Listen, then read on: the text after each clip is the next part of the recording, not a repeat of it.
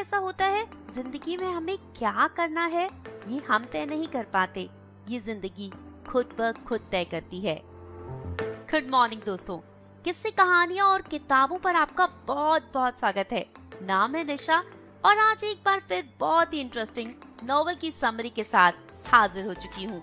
Novel का नाम है रेवोल्यूशन 2020, लिखा है चेतन भगत ने। पहला पार्ट आप इसी चैनल पर सुन चुके हैं। अगर आपने मिस किया है तो पहले पहला पार्ट सुन लीजिए ताकि दूसरा पार्ट सुनने में आपको और भी मजा आए। कहानी बहुत इंटरेस्टिंग है, एंड तक जरूर सुनिएगा। कहानी है गोपाल, राघव और आरती की। हमने जाना कि गोपाल, जो कि अपने बाबा के कहने पर कोटा चला गया था इंजीनियरिंग की तैयारी करने के लिए, उसने एग्जाम दे दिया है और वो वापस वाराणसी लौट आया है। 1 साल के बाद वाराणसी शहर जैसे और भी खूबसूरत लग रहा है। गोपाल के चेहरे पर एक बहुत बड़ी मुस्कुराहट है, अपने शहर में वापस आने की, अपने बाबा से मिलने की और आरती से मिलने की। आरती से मिलने के लिए वो बेताब हुआ जा रहा है, पर पहले घर जाना होगा। वो घर पहुंचा तो घर की हालत बहुत खराब है, बाबा की तबीयत भी बहुत खराब है। वो झाड़ू लेकर घर की सफाई करने लगता है। बाबा उसे डांटते हैं, कहते हैं पहले खाना खाओ। बाबा ने उसके लिए आज जो दाल चावल बनाए हैं उसे वो बहुत टेस्टी लग रहे हैं, पर दाल चावल खाते हुए, बाबा के सवालों के जवाब देते हुए वो सिर्फ और सिर्फ आरती के बारे में सोच रहा है। बाबा चाहते हैं कि उससे सारी बातें कर ले, पर वो सोच रहा है कि कब आरती से बात होगी। खाना खत्म हो चुका है, पहले हाथ धोऊं या पहले आरती को कॉल करूं? ये सोचते सोचते उसने आरती को ही कॉल कर लिया। मैडम, आज शाम को बोटिंग के लिए चलोगी? ओह माय गॉड गोपी, तुम वापस आ गए। आरती गोपाल की आवाज सुनकर बहुत एक्साइटेड होती है, पर अपोलोजाइज करती है कि वो आज गोपाल के साथ बोटिंग नहीं जा सकती क्योंकि उसे राघव के कॉलेज जाना है। ये सुनकर गोपाल उदास तो होता है पर चुप हो जाता है। आरती कहती है तुम भी चलो मेरे साथ, बहुत मजा आएगा। गोपाल कहता है कि वो पहले आरती से कैचअप करना चाहता है। आरती कहती है कि रास्ते में हम लोग कैचअप भी कर लेंगे और फिर राघव की कॉलेज भी चले जाएंगे। इस तरह से हम एक साथ टाइम भी स्पेंड कर पाएंगे। वो गोपाल से कहती है कोई एक्सक्यूज नहीं चलेगा। वो अपने पापा की कार भेज रही है और गोपाल जल्दी से तैयार हो जाए। गोपाल राघव के कॉलेज नहीं जाना चाहता, पर आरती से मिलने का ये मौका भी नहीं छोड़ना चाहता, इसलिए वो तैयार हो जाता है।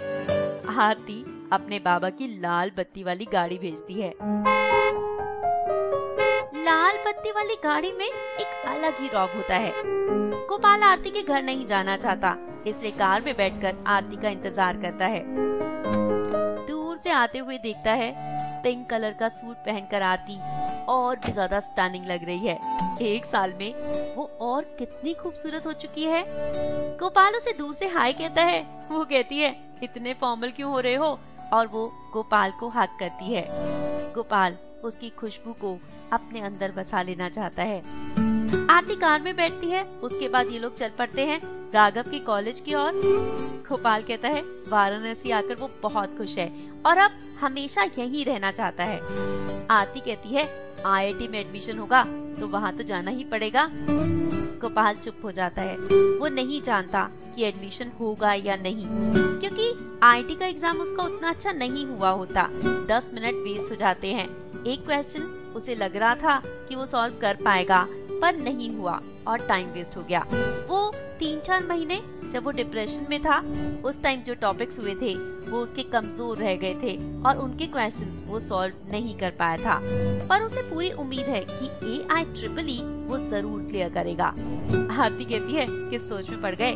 गोपाल आरती से पूछना तो बहुत कुछ चाहता है, पर उसे देखकर वो सब कुछ भूल जाता है। ये लोग राघव के कॉलेज पहुंचते हैं। वहाँ पर ऑडिटोरियम में एक बहुत बड़ा इवेंट है।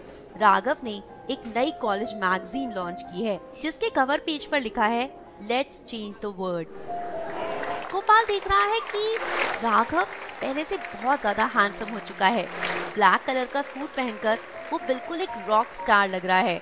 क्राउड उसे देखकर इतना एक्साइटेड है कि उसकी पॉपुलैरिटी का अंदाजा आराम से लगाया जा सकता है। वो जो कि कॉलेज में चेंजेस लाना चाहता है, वो अपनी इस मैगजीन में एक्सपोज कर अपने कॉलेज की मेस को कि वहाँ कैसे अनहाइजीनिक तरीके से खाना बनाया जाता है। राघव के लिए सभी स्टूडेंट जोर जोर से तालियां बजा रहे हैं और आरती की आंखों में एक अलग ही चमक है। वो जोर जोर से चिल्ला रही है राघव को देखकर। गोपाल राघव को देखकर बहुत हैरान है, कितना अलग इंसान बन चुका है वो, जो अब चीजें बदलना चाहता है, एक चेंज लाना चाहता है।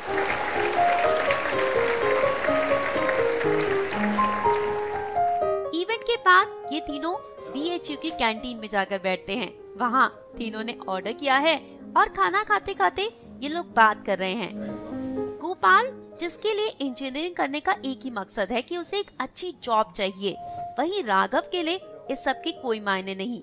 वो दुनिया बदलना चाहता है, चीजों को फिक्स करना चाहता है, करप्शन हटाना चाहता है, पॉलिटिक्स में हो रही धांधली को मिटा देना चाहता है।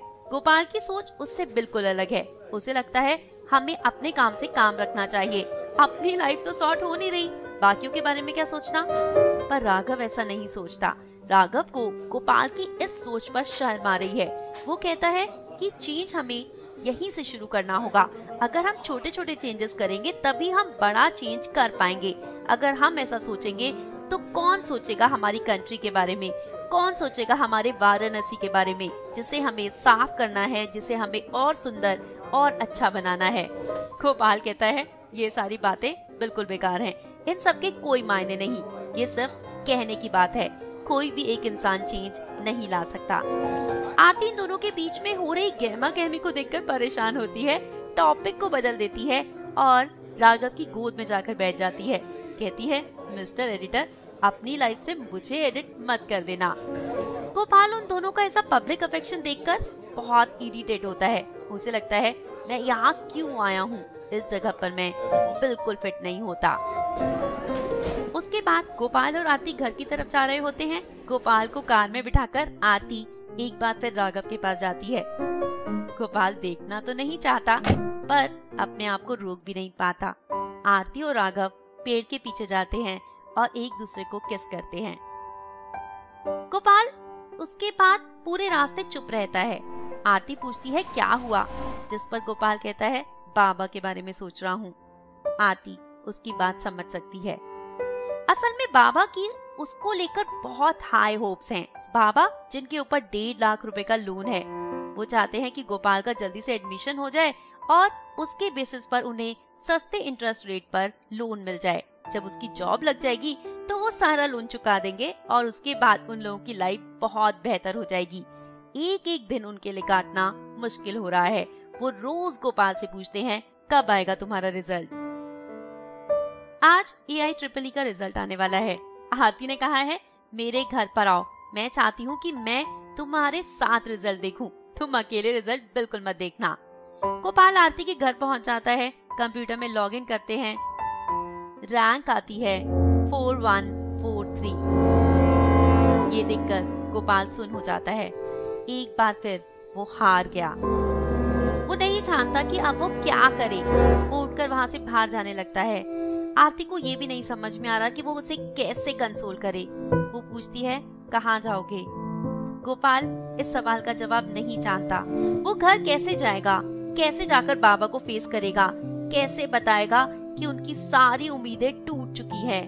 गोपाल हार चुका है। वो बहुत मुश्किल से भारी मन से घर पहुंचता है। बाबा पूछते हैं तुम रिजल्ट देखने नहीं गए। गोपाल कहता है मैं रिजल्ट देखकर आ चुका हूँ और मेरे पास एक बुरी खबर है। बाबा गोपाल को देखते हैं और खींचकर उसे थप्पड़ मारते हैं। उनकी सारी उम्मीदें टूट चुकी हैं, वो बिल्कुल बिखर चुके हैं। गोपाल उनसे माफी मांगने की कोशिश करता है पर वो गोपाल से बात नहीं करते।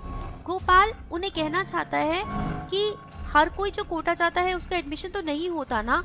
गोपाल ने कितनी कोशिश की थी, कितनी मेहनत की थी, पर बाबा उसकी कुछ नहीं सुनना चाहते। वो बाबा को हाथ लगाता है तो उन्हें तेज बुखार होता है। वो कहता है बाबा आपको बुखार है, आप बैठ जाइए, मैं आपके लिए पानी लाता हूँ, मैं आपके लिए कुछ कर देता हूँ। पर बाबा उसकी कुछ नहीं सुनते। वो कमरे में जाकर दरवाजा बंद कर लेते हैं।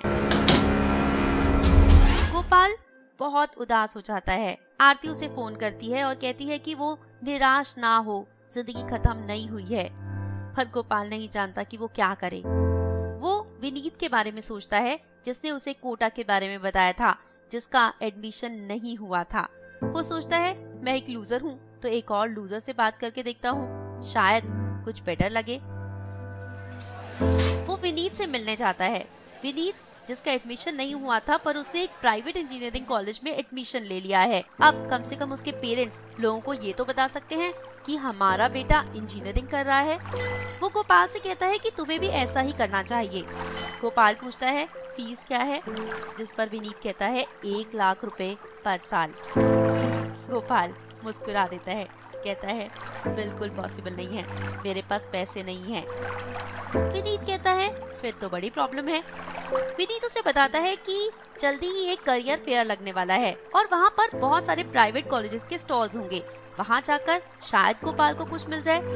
गोपाल कहता है जब पैसे ही नहीं है तो क्या फायदा, पर विनीत इंसिस्ट करता है, कहता है उसका दोस्त है सुनील जो वहाँ का मैनेजर है और वो उसे कह देगा गोपाल जाकर उससे मिल ले, एटलीस्ट चेक तो करे वहाँ पर क्या है। विनीत से मिलने के बाद गोपाल घर जाता है, देखता है बाबा कमरे में लेटे हुए हैं। वो बाबा को कहता है मैंने सोचा है कि मैं नौकरी कर लूं, पास ही में एक नया सीसीडी खुला है और 5,000 रुपए महीने में वो मुझे नौकरी देने को तैयार हैं। जब तक कुछ और नहीं होता मैं वो नौकरी ज्वाइन कर लूं। बाबा कुछ नहीं कहते। वो कहता है अगर आप कुछ नहीं बोलेंगे तो मैं मान लूंगा कि आपने हाँ कह दिया है। बाबा हिलते तक नहीं। गोपाल बाबा को हाथ लगाता है, तब समझ पाता है कि वो अनाथ हो चुका है। बाबा अब इस दुनिया में नहीं रहे। गोपाल के बाबा का देहांत हो चुका है। गोपाल के पास क्रिमेशन तक के पैसे नहीं थे। उस दिन उसके तायाजी अपनी वाइफ और बच्चों के साथ आए थे, मगरमच्छ के आंसू बहाए थे, पर गोपाल को ना चाहते हुए भी उनकी मदद लेनी पड़ी थी क्रिमेशन के लिए। गोपाल के तायाजी जो पहले 10 लाख रुपए दे रहे थे 15 एकड़ जमीन के, उन्होंने अब घटा दिया था अमाउंट और 3 लाख रुपए दे रहे थे। कहा था 1.5 लाख का लोन चुका दो और 1.5 लाख रुपए तुम्हारे पास बच जाएंगे, उससे कुछ काम कर लेना।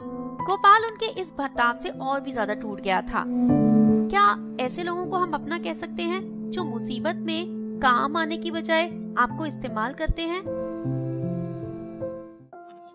अब आ चुका है गोपाल की लाइफ में सबसे बड़ा डाउनफॉल, और इससे नीचे, इससे बुरा उसके साथ कुछ नहीं हो सकता। गोपाल की लाइफ यहाँ से लेती है यू टर्न। वो विनीत के बताए हुए उस करियर फेयर में जाता है जहाँ सुनील मिलता है उसे। देखता है कि वहाँ पर कॉलेज के नाम पर, स्टॉल्स के नाम पर दुकानें सजी हुई हैं, जहाँ पर स्टूडेंट्स को मिसगाइड किया जा रहा है, उन्हें फैसिलिटीज दिखाई जा रही है, उन्हें अट्रैक्ट किया जा रहा है ताकि वो उनके कॉलेज में एडमिशन ले, और इसके लिए स्टूडेंट्स को बेवकूफ बनाया जा रहा है। 2 लोगों की लड़ाई हो जाती है जिसमें गोपाल को धक्का लगता है और गोपाल को चोट लग जाती है। वो भागता हुआ उस करियर फेयर से बाहर आ जाता है। सुनील उसके साथ बाहर आता है और उसे सीसीडी में ले जाता है। वहाँ मिलती है उसे एक बड़ी अपॉर्चुनिटी। सुनील जो कि वहाँ के एमएलए मिस्टर शुक्ला के लिए काम करता है, वहीं पर गोपाल को मिल जाते हैं वो लोग जिनसे उसके बाबा ने लोन लिया था। वो उसे बुरा भला कहते हैं। तब सुनील उनसे पूछता है कि क्या वो मिस्टर शुक्ला के लिए काम करते हैं। वो उनको जानता होता है। वो उन लोगों को कहता है कि वो अभी यहाँ से चले जाएं। उसके बाद गोपाल से पूरी कहानी पूछता है। गोपाल उससे बताता है उस 15 एकड़ जमीन के बारे में जो उसके हिस्से की थी, जो उसके तायाजी ने उनसे हड़प ली है। वो जमीन जो कि शहर से 10 किलोमीटर दूर है। सुनील की आंखों में आ जाती है चमक। वो उसे ले जाता है मिस्टर शुक्ला के पास, जो 30 एकड़ जमीन के बारे में सुनकर बहुत खुश हो जाते हैं, मन ही मन मुस्कुरा देते हैं। उन्हें मिलने वाली है एक बड़ी अपॉर्चुनिटी। वो गोपाल को कहते हैं कि वो उसे एक इंजीनियरिंग कॉलेज का डायरेक्टर बना देंगे। उसकी 15 एकड़ जमीन में एक बड़ा सा इंजीनियरिंग कॉलेज बनेगा। बाकी 15 एकड़ जमीन उसे मिस्टर शुक्ला को देनी होगी, जिस पर वो रेजिडेंशियल प्लॉट्स बनाएंगे। ये एक नॉन प्रॉफिट ट्रस्ट होगा जिसमें मिस्टर शुक्ला रहेंगे साइलेंट ट्रस्टी। सुनील को उसका हिस्सा देकर वहाँ से भेज दिया जाता है। गोपाल को कुछ समझ नहीं आ रहा, कहाँ सारी दुनिया उसके खिलाफ हो गई थी, अब सब लोग उसकी मदद करना चाहते हैं। उसे कॉलेज का डायरेक्टर बनाया जा रहा है। कई बार लाइफ हमें क्या अपॉर्चुनिटी देती है उसे चूज करना है या नहीं, ये ऑप्शन हमारे पास नहीं होता। गोपाल के पास कोई चारा नहीं है, उसे इसी फ्लो के साथ बहना है, इस अपॉर्चुनिटी को ग्रैब करना है, क्योंकि यही एक ऑप्शन है उसकी लाइफ में। लाइफ ने उसे ये एक अपॉर्चुनिटी दी है बड़ा बनने की, अमीर बनने की। शायद अमीर बनकर वो आरती को भी पा सके। मिस्टर शुक्ला देखते हैं कि वो थोड़ा कंफ्यूज्ड है, तो उससे पूछते हैं कि क्या वो अमीर बनना चाहता है, क्या वो बड़ा आदमी बनना चाहता है, क्या उसकी कोई गर्लफ्रेंड है। वो मना करता है। तब कहते हैं जब वो बड़ा आदमी बन जाएगा तो लड़कियों की लाइन लग जाएगी। आरती को पाने के इरादे से वो हाँ कह देता है और तब एक बड़ी जंग शुरू होती है। गोपाल को 10,000 रुपए देते हैं, कहते हैं जाओ एंजॉय करना शुरू करो, तुम इंजीनियरिंग कॉलेज के डायरेक्टर बनने वाले हो। गोपाल उस 10,000 रुपए से आरती को ताज गंगा होटल ले जाता है। आरती बार बार पूछ रही होती है, तुम पागल हो, इतने महंगे होटल में क्यों लेकर जा रहे हो, हम रोड साइड पे पाव भाजी भी तो खा सकते हैं। गोपाल कहता है चलो, जैसा कह रहा हूँ वही करो। ये लोग ताज गंगा होटल में जाते हैं। आरती ने ब्लू कलर की फ्लोरल ड्रेस पहनी है जो उसका कजन यूएस से लाया था। वो बहुत ज्यादा ब्यूटीफुल लग रही है।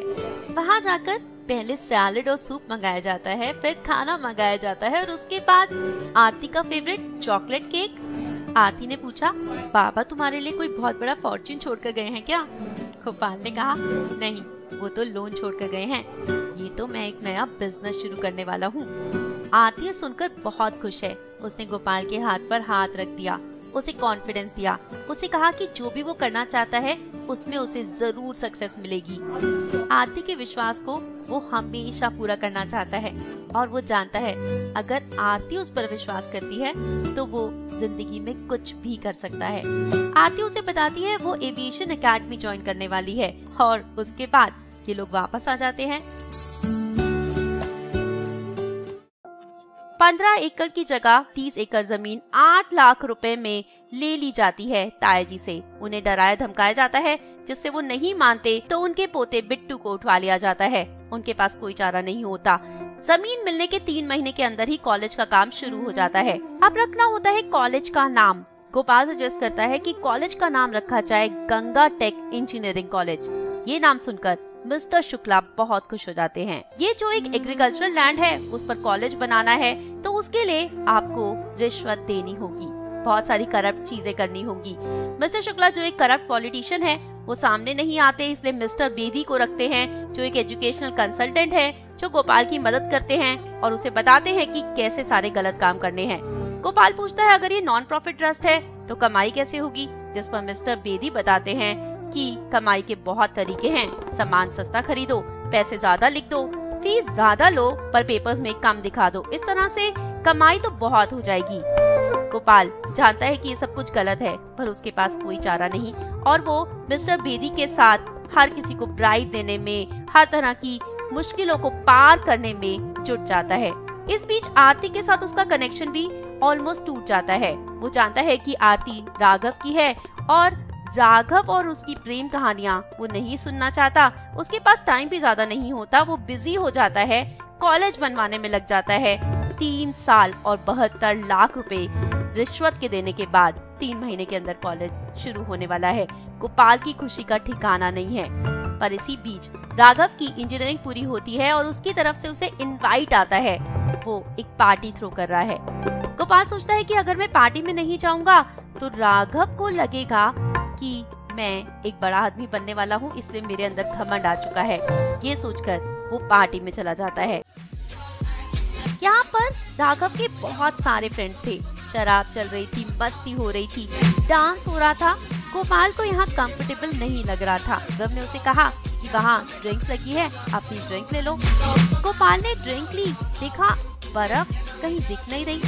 ढूंढते ढूंढते वो किचन में जा पहुँचा, जहाँ एक लड़की चॉकलेट केक पर कैंडल जगा रही है। उस लड़की ने मुंह पीछे किया तो एक बार फिर आरती को देखकर गोपाल दंग रह गया।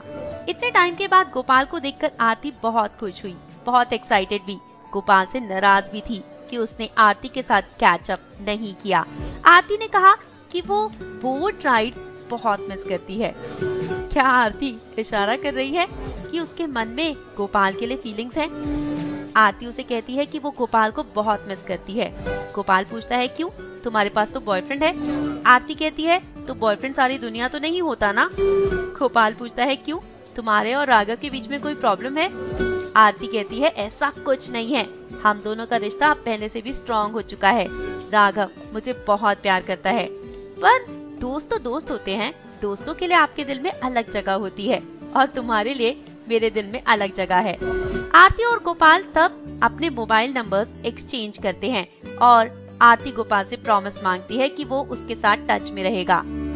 राघव को इंफोसिस में जॉब मिलती है, पर वो अनाउंस करता है कि वो दैनिक ज्वाइन कर रहा है, जहाँ पर उसे सिर्फ 1/3 ही पे मिलेगी।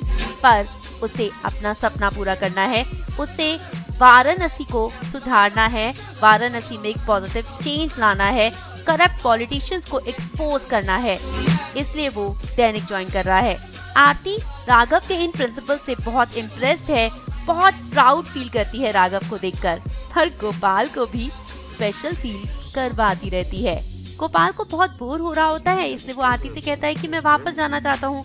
आरती कहती है चलो बालकनी में खड़े होते हैं, मैं भी यहाँ ज्यादा लोगों को नहीं जानती।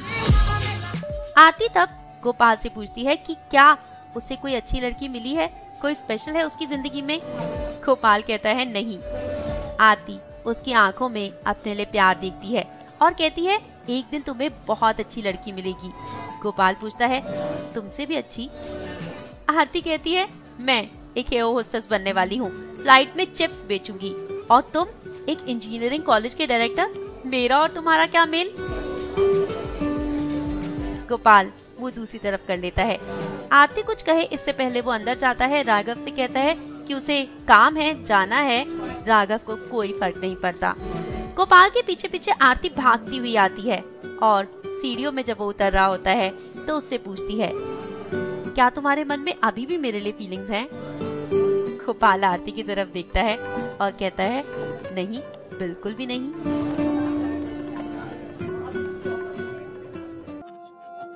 लड़कियों को समझना असल में बहुत मुश्किल होता है। गोपाल के लिए भी आरती को समझ पाना बहुत मुश्किल है। उसके बाद आरती लगातार उसे कॉल करती रहती। वो कभी फोन उठाता, कभी ना उठाता, कभी ढंग से बात करता, अवॉइड करने की कोशिश करता, पर उसकी आवाज सुनकर कभी कभी वो भी अपने ऊपर कंट्रोल ना कर पाता। एक दिन तो आरती ने उसे फोन करके ये तक कहा कि वो उसके घर आए, उसके पेरेंट्स से बात करे, क्योंकि वो फ्लाइट अटेंडेंट बनना चाहती है और उसके पेरेंट्स नहीं मान रहे। गोपाल ने कहा कि तुम राघव को क्यों नहीं कहती, जिस पर उसने कहा राघव के पास टाइम ही नहीं और उसे कोई फर्क नहीं पड़ता। गोपाल ने ना जाने के लिए बहाना बना दिया, पर मन ही मन मुस्कुरा रहा था। आरती ने पूरी दुनिया में उसे चुना है, इसका मतलब उसकी एक स्पेशल जगह आरती के मन में जरूर है। इधर कॉलेज शुरू होने वाला है, बहुत सारे काम करने हैं। डीन के लिए उन्होंने चुना एक रिटायर्ड आईआईटी प्रोफेसर को, जो एक बहुत ही करप्ट इंसान था, जिसने कहा कि मैं जो पे लूंगा उससे कम पेपर्स पे दिखानी होगी और सिर्फ 3 ही दिन कॉलेज आऊंगा। और उसने पूछा कॉलेज में एडमिशन्स के लिए क्या प्रोसीजर है? गोपाल ने कहा हम एड्स डालेंगे, हम प्रेजेंटेशंस देंगे, जिस पर वो हंसने लगा। उसने कहा कि हमें स्कूल के प्रिंसिपल्स को, इंस्टीट्यूट्स के प्रिंसिपल्स को फिक्स करना होगा ताकि वो स्टूडेंट्स को हमारा ही कॉलेज रिकमेंड करें। बच्चे जब 12th में होते हैं कितने सारे सपने होते हैं कि कहाँ जाएंगे, किस कॉलेज में जाएंगे। एटलीस्ट स्कूल वाले तो आपको सही गाइड करें, पर अगर वो भी बिके हुए हों तो आपका फ्यूचर क्या होने वाला है, ये सोच कर भी बहुत डर लगता है। बट यही है हमारा एजुकेशन सिस्टम, जिसे राघव बदलना चाहता है। गोपाल का कॉलेज बन गया है, उसका एक बहुत बड़ा एयर कंडीशन ऑफिस बन चुका है। अब किसको बूस्ट करे, उसके पास ज्यादा लोग तो है नहीं, इसलिए उसने राघव को बुला लिया।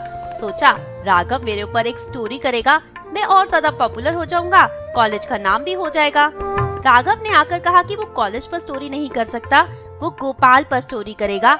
Young boy from Varanasi opens a engineering college.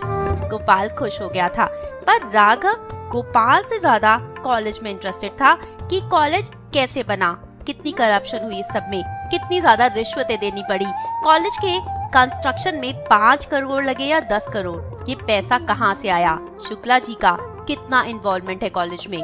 Gopal इन सारे सवालों का जवाब नहीं देना चाहता, वो इन सारे सवालों को अवॉइड कर रहा था। जाते जाते उसने राघव से पूछा, मेरे कॉलेज में फैकल्टी बनोगे? BHU में एडमिशन नहीं ले पाया तो BHU ग्रेजुएट को कम से कम अपने यहाँ नौकरी तो दे सकता हूँ। राघव ने साफ साफ इनकार कर दिया। उसने एक बार भी नहीं सोचा। गोपाल ने कहा, जितनी पे ले रहे हो उससे दुगनी दूंगा। तब भी राघव ने इनकार किया। उसने कहा, करप्ट इंस्टीट्यूट का हिस्सा नहीं बनना चाहता। ये सुनकर गोपाल को बहुत गुस्सा आया। उसने इतनी मेहनत की है, इतने साल लगा दिए, दिन रात एक कर दिया उसने, और राघव ने 1 सेकंड में उसे कह दिया करप्ट इंस्टीट्यूट। राघव का कहना था कि मिस्टर शुक्ला ने 30 करोड़ रुपए का घपला किया है गंगा एक्शन प्लान में। गंगा की सफाई करवाने के बजाय उन्होंने ये पैसा इधर उधर लगा दिया है और उसी पैसे से ये कॉलेज भी बना है। गोपाल ने पूछा, तुम्हारे पास कोई सबूत है? राघव ने कहा, अभी तो नहीं, पर जल्दी ही मैं सबूत जरूर लेकर आऊंगा। गोपाल के ऊपर मिस्टर शुक्ला बहुत विश्वास करते हैं, पर अभी तक गोपाल कुछ भी कमाकर उन्हें नहीं दे पाया है। वो कमाना चाहता है और मिस्टर शुक्ला को पैसे देना चाहता है, सबको प्रूव करना चाहता है कि जो राघव ने कहा वो सब गलत था। स्टेट यूनिवर्सिटी का एफिलिएशन चाहिए था, जिसके लिए वहाँ के वाइस चांसलर मिस्टर तिवारी से मिलना था, पर वो इन लोगों से मिलने को तैयार नहीं थे। तब पता चला कि आरती के डैड के वो एक अच्छे फ्रेंड है। गोपाल ने उनको कांटेक्ट किया, उनसे मदद मांगी। उन्होंने गोपाल की मदद की और उसके बाद आरती ने गोपाल से कहा कि मेरे साथ कॉफी पर चलो। आरती और गोपाल कॉफी पर गए। वहाँ पर दोनों ने कैच अप करने की कोशिश की। आरती ने बताया कि रमाडा होटल में उसे गेस्ट रिलेशन ट्रेनी की जॉब ऑफर हुई है। वो नहीं जानती कि क्या करे। अगर ये जॉब ले लेगी तो पेरेंट्स उसे कभी भी फ्लाइट अटेंडेंट नहीं बनने देंगे। गोपाल ने उसे कॉन्फिडेंस दिया। उसे कहा, आज ट्रेनी हो, कल GM भी बन सकती हो। आरती ने कहा, सच में? तुम जब ऐसे कहते हो तो बहुत अच्छा लगता है। गोपाल ने पूछा कि राघव का इस बारे में क्या कहना है, जिस पर आरती ने कहा उसे कोई फर्क नहीं पड़ता। वो अपनी स्टोरीज में, अपने न्यूज़पेपर में इतना बिजी है कि मेरी जिंदगी में क्या हो रहा है वो देखना भी नहीं चाहता। आरती उस समय बहुत लोनली थी क्योंकि राघव उसके पास नहीं था और उसने वो जगह गोपाल के जरिए भरने की कोशिश की।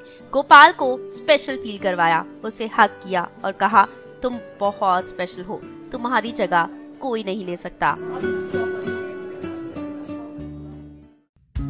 इनॉग्रेशन का दिन आ गया। 300 से भी ज्यादा लोगों को इनवाइट भेजा गया। गंगा टेक की बहुत पॉपुलैरिटी हो रही थी शहर में। इसी बीच राघव ने गुगली खेली। उसने इनॉग्रेशन के दिन सुबह सुबह ही आर्टिकल गोपाल पर ना लिखकर लिखा इंजीनियरिंग कॉलेज पर, engineering college opened with corruption money. Ganga tech की बदनामी शुरू हुई, जिस वजह से चीफ मिनिस्टर ने फंक्शन में आने से मना कर दिया। बहुत मुश्किल से स्टेट एजुकेशन मिनिस्टर को बुलाया गया। इनॉग्रेशन का फंक्शन बहुत अच्छा रहा। किसान बोरी भर भर के पैसे लाए भी अपने बच्चों को एडमिशन दिलवाने के लिए। गोपाल के सामने गिड़गिड़ाए भी कि उनके बच्चे को इंजीनियर बना दो। आरती भी अपनी मॉम के साथ आई थी फंक्शन अटेंड करने। बहुत खूबसूरत लग रही थी। गोपाल को मिस्टर डायरेक्टर कहकर बुला रही थी। इसके बाद आरती और गोपाल के बीच की दूरियां कम होती जा रही थी।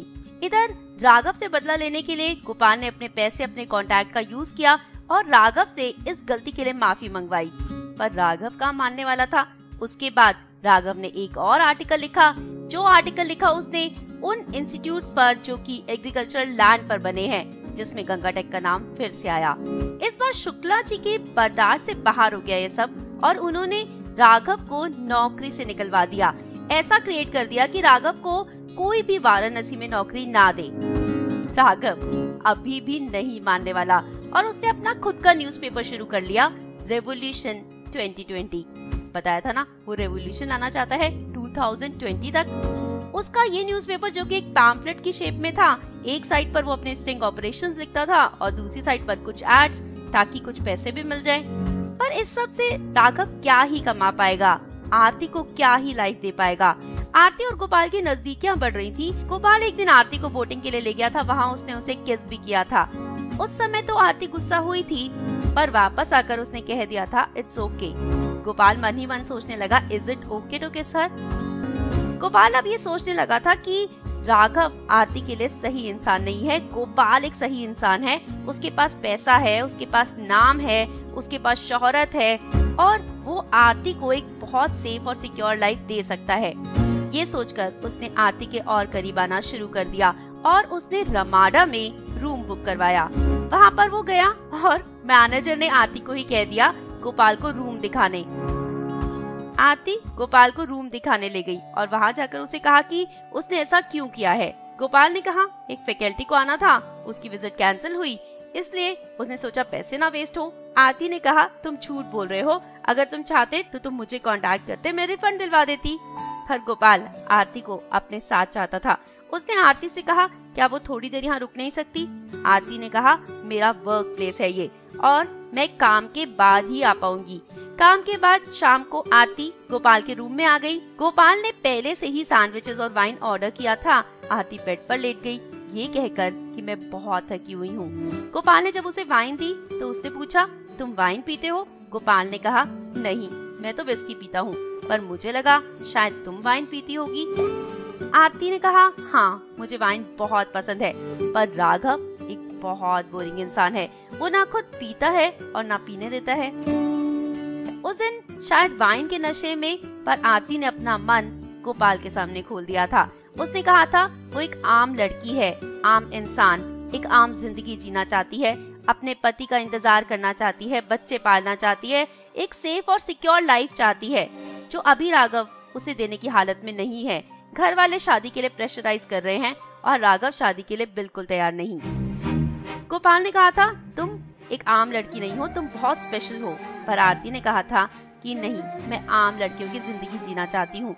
उसने कहा था कि मैं थक चुकी हूँ ये प्रिटेंड करके कि राघव की एक दिन जिंदगी ठीक हो जाएगी, राघव एक दिन कमाने लगेगा। वो अभी तो हर समय यही एक्सक्यूज देता है। कभी कहता है कि जॉब सिक्योर नहीं है, पैसा नहीं है, कभी कहता है काम खतरनाक है। तो वो क्या करे वो ये नहीं जानती है। आरती के इतना इमोशनल होने के बाद जब गोपाल ने उसे हग किया तो इस बार आरती ने बिल्कुल प्रोटेस्ट नहीं किया। उसने किस किया तो आरती ने उसे किस बैक किया और उस दिन ये दोनों एक हो गए। गोपाल उस दिन आरती को प्यार नहीं कर रहा था, उसकी पूजा कर रहा था। उसके लिए ये रात बहुत स्पेशल थी। पर इस सब के बाद आरती खड़ी हुई, उसे बहुत गिल्टी फील हुआ। उसने कहा मुझे बहुत गिल्टी महसूस हो रहा है, मैं घर जाना चाहती हूँ। जो हमने किया वो नहीं होना चाहिए था, क्योंकि इसमें राघव की कोई गलती नहीं। राघव ने उसे धोखा नहीं दिया है, इसलिए उसे भी राघव को धोखा नहीं देना चाहिए।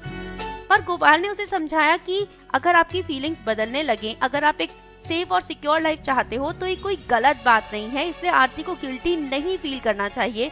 उसे गोपाल का प्यार एक्सेप्ट कर लेना चाहिए, राघव को कह देना चाहिए कि वो उसके साथ जिंदगी नहीं बिता सकती। और अभी तो राघव वैसे भी बिजी है, यंग है, स्मार्ट है, पॉपुलर हो रहा है, उसे भी कोई अच्छी लड़की जरूर मिल जाएगी। आरती गोपाल की बातों पर चुप तो है, गोपाल को अपनी जिंदगी में चाहती तो है, पर उसके लिए इस तरह से राघव को धोखा दे पाना भी बहुत मुश्किल हो रहा था। खैर धीरे धीरे दोनों की नजदीकियां एक बार फिर बढ़ने लगी।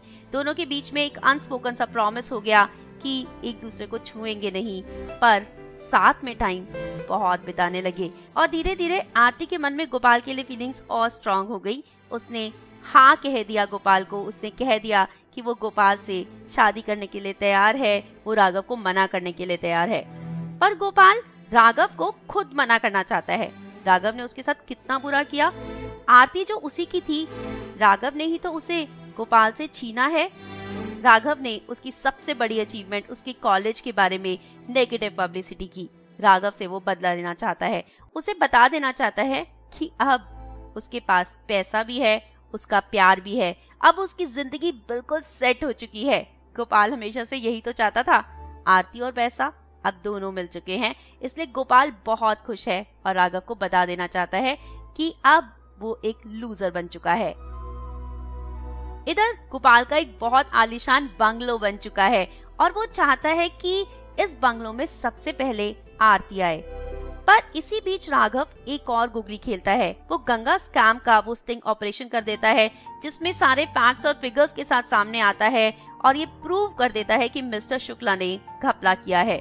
मिस्टर शुक्ला को इस्तीफा देना पड़ता है। उन्हें जेल में ले जाया जाता है और राघव के लिए गोपाल की नफरत और बढ़ जाती है। कहते हैं कि प्यार का रिश्ता जन जन का होता है, पर ये क्या है? Is it okay to change your preferences with time? क्या आरती जो डिसीजन ले रही है वो सही है? आरती एक आम लड़की है, आम जिंदगी जीना चाहती है और शादी करना चाहती है। वो अगले दिन गोपाल के घर पहुंच जाती है। गोपाल का आलीशान घर देखकर वो बहुत खुश है। वो कहती है, मैं तुम्हारे लिए बहुत खुश हूँ। जिस पर गोपाल कहता है, कहो हमारे लिए बहुत खुश हूँ। उस दिन गोपाल एक बार फिर आरती को अपना बना लेता है, क्योंकि अब राघव उसके सिस्टम से ऑलमोस्ट निकल चुका है। उसने डिसाइड कर लिया है कि वो कल राघव से मिलने जाएगा। इसी बीच एक और चेंज आता है। मिस्टर शुक्ला के जेल जाने के बाद पार्टी के लोग आरती के घर पहुंचते हैं। उसके दादाजी पॉलिटिक्स में थे, इसलिए अब वो चाहते हैं कि आरती के डैड इलेक्शन लड़ें, पर वो इलेक्शन नहीं लड़ना चाहते। वो इस सब में नहीं पड़ना चाहते। तो ये सजेस्ट किया जाता है कि आरती इलेक्शन में खड़ी हो। गोपाल आरती को कहता है, तुम्हें इलेक्शन में खड़ा होना चाहिए। आरती कहती है, मैं तो नहीं खड़ी हो सकती, हाँ मेरा हस्बैंड जरूर हो सकता है। गोपाल सोचता है, क्या ये इंडिकेशन है आरती उससे शादी करना चाहती है? इधर जब वो मिस्टर शुक्ला से मिलने जाता है तो वो भी उसे यही सजेस्ट करते हैं। उसे कहते हैं कि उसे डीएम की बेटी से शादी करनी होगी, उसे अपना पैसा दिखाना होगा, कैसे भी करके उन्हें इम्प्रेस करना होगा और इलेक्शन में लड़ना होगा, मिस्टर शुक्ला की जगह लेनी होगी। गोपाल तो वैसे भी आरती से शादी करना ही चाहता है। अगले दिन वो सूट बूट पहनकर तैयार हो गया है, राघव के ऑफिस का एड्रेस ले लिया है और अपनी कार में बैठकर पहुंच गया है राघव से मिलने। राघव का ऑफिस टूटने के बाद उसने एक गैराज रेंट पर ले लिया था। गोपाल जब उसके ऑफिस पहुंचा तो देखा कि बहुत ही शैबी सा ऑफिस है। बाहर विजिटर्स के लिए एक छोटा सा एरिया बना हुआ है। एक छोटा सा क्यूबिकल है जिसमें राघव किसी के साथ बैठा हुआ था। दरवाजा शीशे का था तो गोपाल उसे देख सकता था। बाहर ही एक लड़के ने गोपाल को रोका। हाँ जी बोलिए, मैं राघव से मिलने आया हूँ। वो सर मीटिंग में हैं। हाँ उसे एक बार बोल दो कि गोपाल आया है, वो मुझे जानता है। राघव ने गोपाल को देख लिया था। वो उठकर बाहर आया। ओह हाय गोपाल, तुम यहाँ? क्या हुआ, एमएलए शुक्ला ने भेजा है क्या? नहीं नहीं, इट्स पर्सनल। 2 मिनट तुमसे बात करनी थी। 10 मिनट दोगे मुझे? मैं एक इम्पोर्टेंट मीटिंग में हूँ, राघव ने कहा। नहीं बस 2 मिनट लगेंगे, जस्ट 2 मिनट्स। हाँ गोपाल, पर वो लोग 100 किलोमीटर दूर से स्पेशली मुझसे मिलने आए हैं। Just 10 minutes, let me finish. तब तक तुम अंकित के साथ बाहर बैठो, जस्ट 10 मिनट्स। ये कहकर राघव अपने क्यूबिकल में चला गया और गोपाल बाहर ही कुर्सी पर बैठ गया। अंकित से गोपाल ने पूछा कि वो लोग अपना अखबार अब कैसे चला रहे हैं, जिस पर अंकित ने बताया कि राघव स्टोरीज अपने हाथ से लिखता है और अंकित मैट्रिमोनियल एड्स लिखता है। उसके बाद ये लोग फोटोसेट करवा लेते हैं और वो कॉपीज वो न्यूज़पेपर्स के साथ डिस्ट्रीब्यूट करते हैं।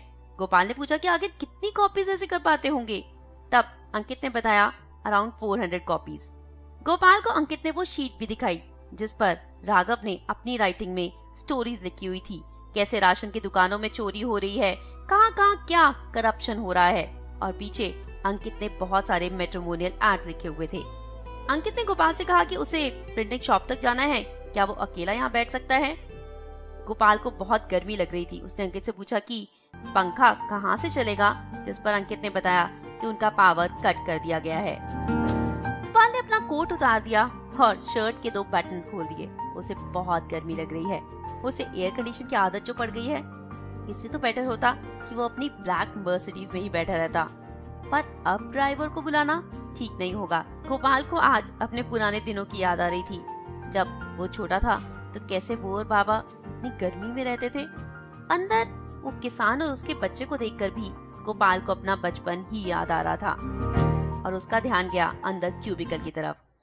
वहाँ पर एक फार्मर अपनी गोद में बच्चे को लेकर बैठा हुआ था जो कि बीमार लग रहा था। गोपाल सुनने लगा अंदर एक्चुअल में क्या बात हो रही है। वो किसान जो कि राघव के सामने हाथ जोड़ रहा था, उसे कह रहा था कि राघव ही उनकी एक इकलौती उम्मीद है। उनके गांव में हर जगह पानी रुका हुआ है, जिसकी वजह से बीमारी फैल रही है। बहुत सारे बच्चे बीमार हो चुके हैं और उस आदमी की अपनी पत्नी और एक बड़ा बेटा मर चुके हैं। अब सिर्फ यही एक बच्चा है जो उसकी उम्मीद है। वो इसे खोना नहीं चाहता। वो राघव से चाहता है कि वो उनके गांव आए, एक स्टोरी करे जिससे उनके गांव में भी कोई चेंज आए। राघव ने कहा कि वो ऑलरेडी एक बड़ी स्टोरी कर चुका है, जिसकी वजह से उनकी प्रिंटिंग प्रेस टूट गई और उनके ऑफिस का ये हाल हो गया। वहाँ भी कोई ना कोई ऐसा प्लांट होगा, कोई ना कोई सरकार का घपला होगा और राघव कुछ करने के लिए केपेबल नहीं बचा है। तब उस किसान ने अपनी पगड़ी उतारकर राघव के पैरों में रख दी। राघव ने उस किसान के आगे हाथ जोड़े, उसे कहा कि ऐसा ना करे। राघव ने इतनी बड़ी स्टोरी की, मीडिया वालों ने अपना फायदा उठाया, सरकार के साथ जो हुआ वो हुआ, पर राघव आज जिस हाल में है उसे किसी को कोई फर्क नहीं पड़ता। अब उनके अंदर उतनी कैपेबिलिटीज बची ही नहीं है कि वो फिर से कोई बड़ी स्टोरी कर पाए। तब भी वो किसान हाथ जोड़ रहा था, उसकी आंखों में आंसू थे। उसने राघव से कहा कि वो कुछ करे, एटलीस्ट कुछ ऐसा, उनके गांव में कम से कम कुछ डॉक्टर्स ही आ जाएं, बच्चों का इलाज ही हो जाए, बच्चों को मरने से बचाया जा सके। राघव ने कुछ सेकंड सोचा और फिर उस किसान से पूछा कि आखिर उनका गांव कितनी दूर है। उस किसान ने कहा कि 120 किलोमीटर। राघव को 4 बसें बदलनी होंगी, 4 से 5 घंटे लगेंगे वहां पहुंचने में। राघव ने कहा कि ठीक है, वो बड़ी स्टोरी नहीं करेगा, छोटी स्टोरी करेगा और उसके दोस्त के फादर डॉक्टर हैं, उनसे कहकर एक डॉक्टर्स की टीम वहां पर जरूर भिजवा देगा। जब उसका रेवोल्यूशन 2020 कुछ बेटर हो जाएगा तो वो बड़ी स्टोरी करके सबका पर्दाफाश जरूर करेगा। वो किसान राघव के पैर छूने लगा। एक बार फिर राघव ने उसके आगे हाथ जोड़े और उसे कहा कि 10 मिनट बाहर इंतजार करे, उसे किसी से बात करनी है। उसके बाद वो उसके साथ उसके गांव चलेगा। राघव ने किसान और उसके बेटे को बाहर बिठाया और गोपाल से 2 मिनट और इंतजार करने को कहा। वो अपना ऑफिस ठीक कर रहा था, अपने टेबल चेयर पे डस्टिंग कर रहा था, कागज समेट रहा था। गोपाल को अब out of the place feel होने लगा। कुछ ही दिनों में राघव का अखबार बंद हो सकता है। उसकी जेब में एक भी पैसा नहीं और फिर भी वो एक अनजान आदमी के साथ 120 किलोमीटर जाने को तैयार है उसकी मदद करने के लिए। उसका ऑफिस टूट गया है, उसके बाद भी उसकी स्पिरिट। गोपाल अपने साथ डुप्लीकेट चाबी लाया था मर्सिडीज की, राघव को दिखाने के लिए। उसने अपनी जेब में उस चाबी को कस के पकड़ लिया, शायद कुछ बेहतर महसूस हो। उस लड़के और उसके बाबा को देखकर कहीं ना कहीं गोपाल को अपने बचपन की याद आ रही थी। गोपाल नर्वस फील कर रहा था। उसने अपना चश्मा लिया और उसके साथ खेलने लगा। तभी उसने देखा कि वो बच्चा लगातार उसी चश्मे को देख रहा है। क्या नाम है तुम्हारा? गोपाल ने पूछा। केशव। ये चश्मा चाहिए? उस बच्चे के चेहरे पर मुस्कान आ गई। गोपाल ने अपना चश्मा उस बच्चे को दे दिया। वो किसान बार बार मना कर रहा था। वो बच्चा थोड़ी देर पहले बहुत ज्यादा उदास था, अपने बाबा से पूछ रहा था कि क्या वो मर जाएगा। उसके चेहरे पर खुशी देखकर गोपाल को बेहतर महसूस हुआ। गोपाल ने अपनी आंखें बंद कर ली, सोचने लगा कि वो क्या बन गया है। वो यहाँ पर क्या करने आया है? राघव को दिखाने आया है कि उसके पास पैसा है, कार है, सूट है। क्या इस सब से वो राघव से बेहतर इंसान बन गया है? गोपाल, हाँ, आ जाओ अंदर। राघव ने गोपाल को ऑफिस में बुलाया। गोपाल का हाथ जेब में ही था। प्लान के हिसाब से उसे चाबी निकालकर टेबल पे रखनी थी, पर उसकी हिम्मत ही नहीं हो रही थी। क्या है जेब में? राघव ने पूछा। नहीं नहीं, कुछ नहीं।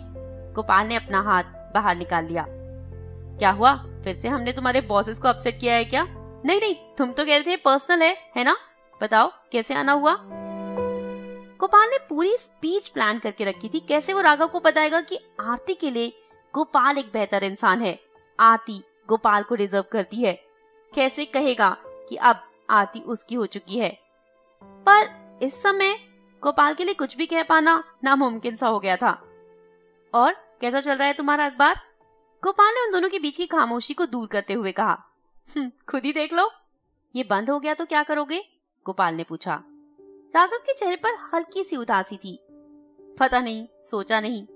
ये फेज खत्म हो जाएगा।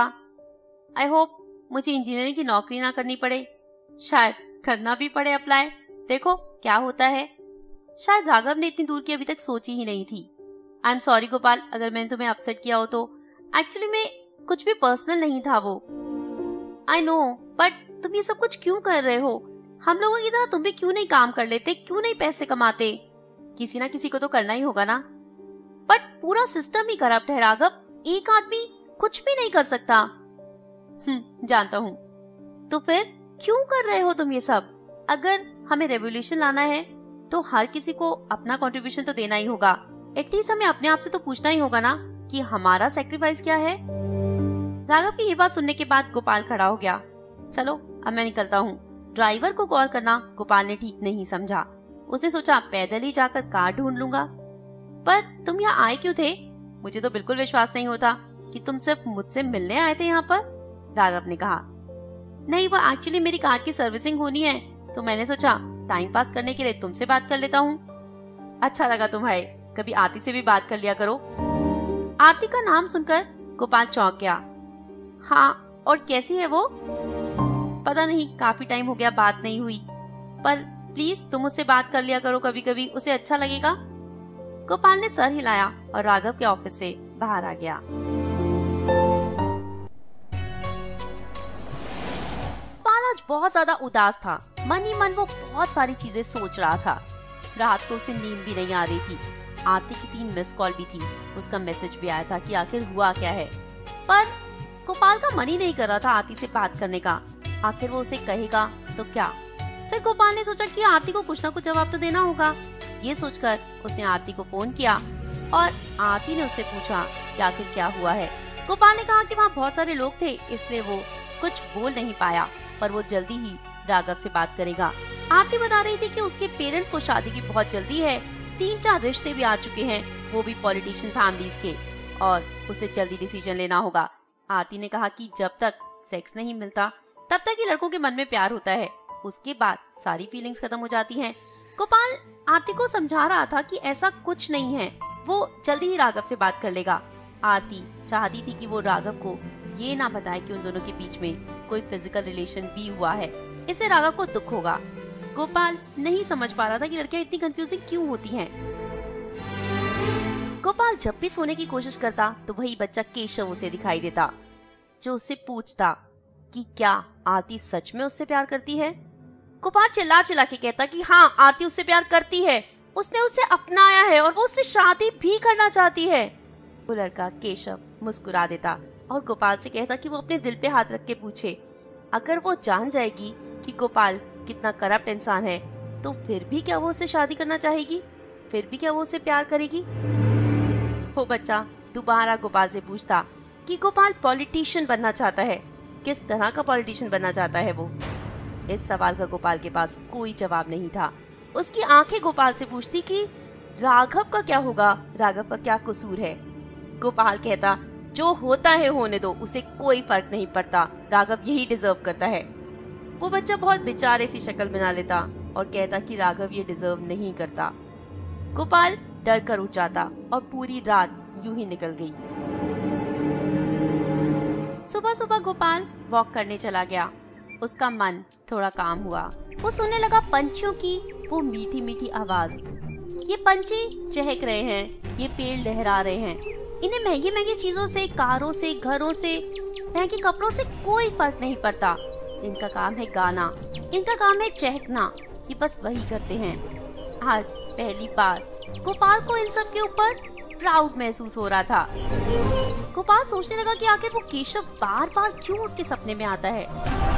एक टाइम था जब गोपाल भी केशव जैसा ही था, उसके जैसा ही स्वीट, उसके जैसा ही इनोसेंट, दुनियादारी से, हर चीज से बेखबर।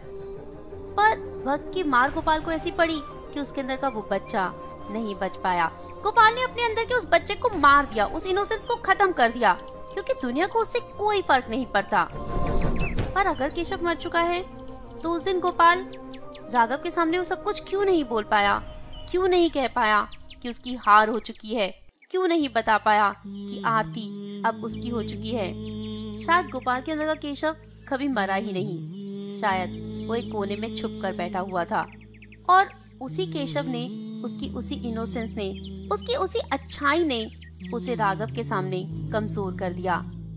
गोपाल आसमान की तरफ देखने लगा।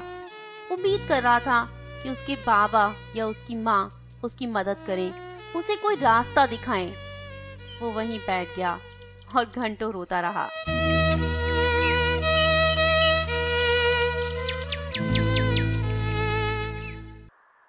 अब गोपाल को लेना था अपनी जिंदगी का एक बहुत बड़ा डिसीजन, और उसने वो डिसीजन लिया। उसे आरती को अपने आप से दूर करना होगा। वो आरती को डिजर्व नहीं करता। पर अब आरती को ये सब कुछ कैसे समझाए?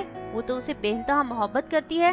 वो शुक्ला जी के पास गया, उनसे लिया एजेंट विनोद का नंबर। आरती के मन में पैदा करनी होगी अपने लिए नफरत। ये सोचकर अपने बर्थडे वाले दिन उसने 2 लड़कियों को घर पर बुलाया और ठीक उसी समय जब आरती एक बड़ा सा चॉकलेट केक और हाथ में गिफ्ट लेकर गोपाल के घर पहुंची उसे विश करने, तब गोपाल 2 लड़कियों के साथ बेड में था। ये देखकर आरती के हाथ से वो सब कुछ वहीं छूट गया। वो उल्टे पांव वहां से दौड़ी और उसके बाद गोपाल ने उसे कभी कांटेक्ट नहीं किया। आरती को अपने आप से दूर तो कर दिया था, पर उसे खुश भी देखना था, इसलिए गोपाल गया राघव के पास। उसे कहा कि आरती उसे मिस करती है, आरती को उसकी जरूरत है और राघव उसे कांटेक्ट करे। राघव ने उसे कांटेक्ट किया, दोनों के बीच में एक बार फिर पैचअप हो गया, दोनों का रिलेशन एक बार फिर शुरू हो गया। और एक और बड़ा काम हुआ, गोपाल जिसे पॉलिटिशियन बनने का मौका मिलने वाला था, उसकी जगह अब मौका मिला पॉलिटिशियन बनने का राघव को। राघव जो एक सच्चा इंसान है, जो एक सच्चा पॉलिटिशियन बनेगा, एक पॉजिटिव चेंज ला पाएगा।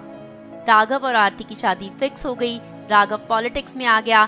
अब देश बदलना, दुनिया बदलना उसके लिए आसान हो जाएगा। और गोपाल अपने घर में बैठा रोता रहा। राघव ने गोपाल को बहुत कांटेक्ट किया, उसे कहा कि वो शादी में जरूर आए, पर गोपाल ने बहाना बना दिया। राघव ने कहा उसके दोनों बेस्ट फ्रेंड्स की शादी है, इससे इम्पोर्टेंट उसके लिए क्या हो सकता है। पर गोपाल ने कहा उसके पास समय नहीं और वो शादी में नहीं गया। ये थी गोपाल की कहानी।